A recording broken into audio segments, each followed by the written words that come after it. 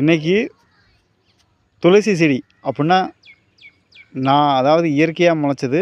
2வது இன்றைக்கி நிறையா பேர் வந்து அதை விவசாயம் பண்ணுறாங்க. துளசி மாலைகளுக்கு அதிகமாக போகுது.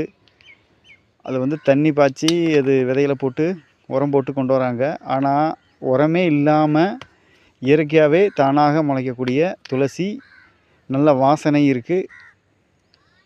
அதே போல் சளி, இருமல் இந்த மாதிரி நம்ம உடம்புக்கு எதுவும் இந்த மாதிரி மழையில் நனைஞ்சாலும் சளி இந்த மாதிரி இருமல் ஏற்பட்டாலோ இந்த மாதிரி துளசி இலையை எடுத்து சாப்பிட்டு வந்தால் இருமல் வந்து துப்புரவாக நின்றும்.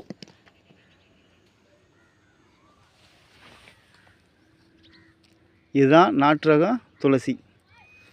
இது வந்து சாதாரண இடத்துக்குள்ளே அது வாட்டுக்கு முளைக்கும்.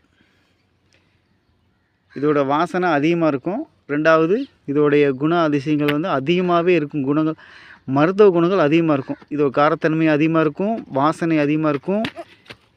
சளி, இருமல் சீக்கிரமாக சரியாகக்கூடியது இந்த துளசி.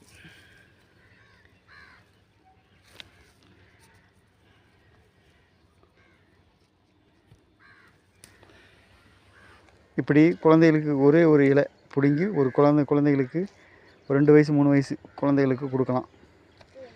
இதுவே வந்து 2 கொஞ்சம் அதிகமாகவே நம்ம இலையை வந்து பிடுங்கி போட்டோம்னா குழந்தைகளுக்கு மோசமான நிலைக்கு போயிடும். அப்படிலாம் கொடுத்துடாதீங்க.